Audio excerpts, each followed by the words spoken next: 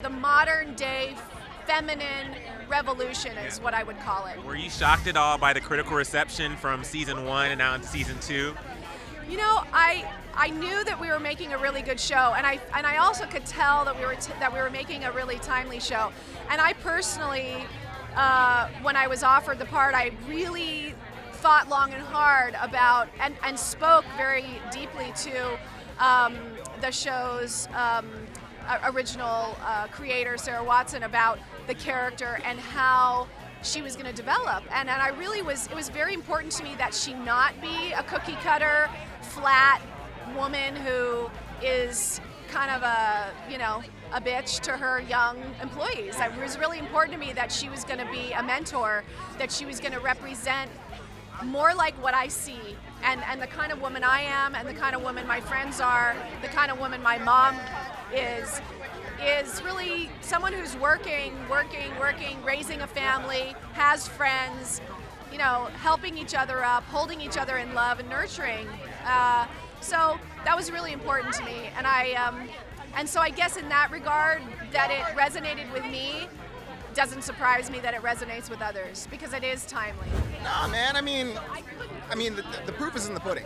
Like if you start off from the beginning, instead of trying to capture a trend, if you just go, hey, I have an idea. Do you know what'd be great is if we had 3 lead women who actually, and it's not just about them being women, that actually have interesting stories. Yeah. And I think that's the thing about the Bold Type is it's not about going like, okay, so we need a black one and we need an Asian one, and you click off this list. No, it's more about, hey, we have interesting stories to tell, and these women just happen to be women. These lead characters just happen to be women. That's what I think. Why do you think this show is so important right now?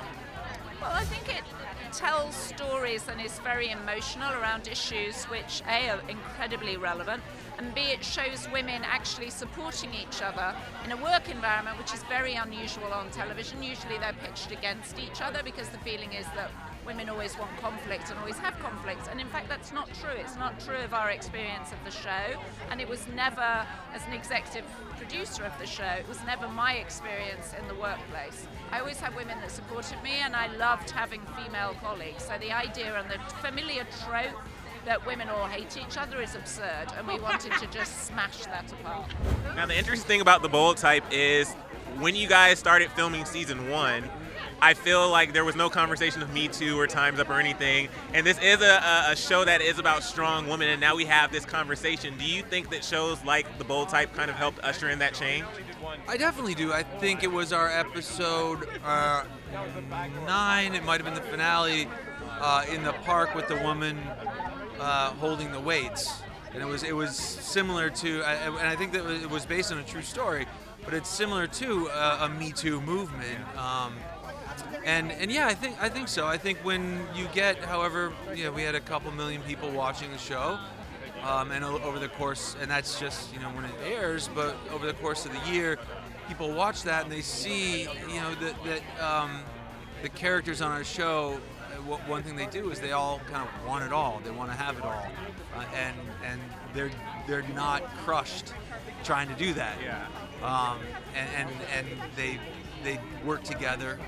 And they support each other, and they're supported by the people in their lives, because everybody, runs up against some kind of difficulty, but it's how you get around it and how you get through it. And you do it with friends, you do it with loved ones, you do it with the power that everybody has within themselves and their voice to be heard.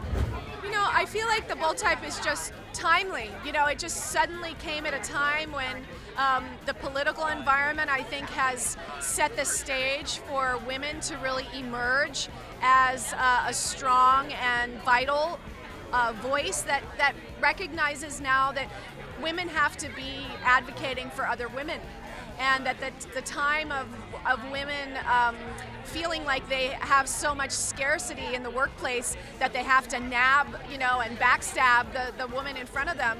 I think women are now saying no. We no longer accept that scarcity.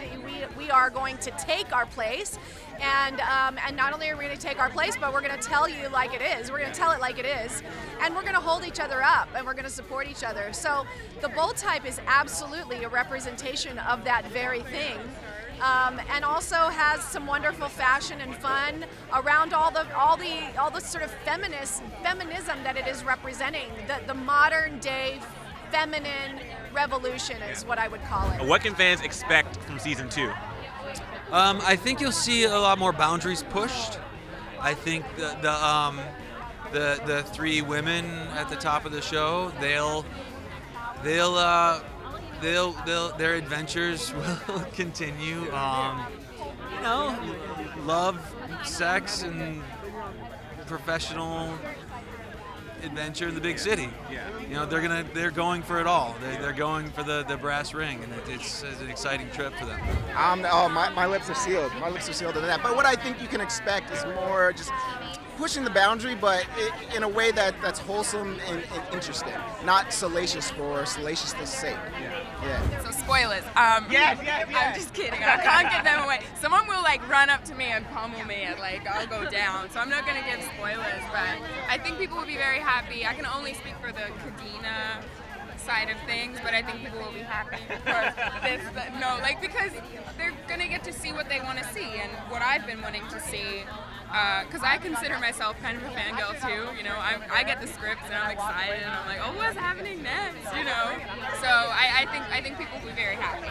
And it's dramatic, it's emotional, it's romantic, it's scary, and it's kind of beautiful. Yeah. Well, for my character, you're going to see a lot more of Jacqueline at home. You're going to get to see sort of how she manages the weight and the kind of wonder of a family life and also a relationship at home with a very large career, a woman of power. And I think that's so exciting to see because every woman I know is doing that.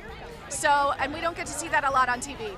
And also I think a woman of power who is human and who is also flawed, like we all are, and married but still sexy, and strong but still soft. There's just so many wonderful elements that still have yet to kind of emerge. So you're going to see a lot more of that. And then also just I think that you're going to see the girls' stories, grow, because now we can move out of that kind of first season where you're getting to know everybody, and we can start really getting a little deeper. When fans watch your show, as actors on the show, what is your hope that they take away from it? To feel powerful, really, at the end of the day. To feel powerful no matter what skin you live in, no matter what your personality is or where you come from or who you love or whatever. Just to feel powerful in that, to own that, because everyone does in their own way, at least. Yeah, and I think the power of female friendships is one of the most important forces in life, and you get so much more out of life by putting out love, not hate. But before you go, click left to hear the Foster's cast talk spoilers and spin-off details, and click right to hear the cast of Grownish talk about their debut.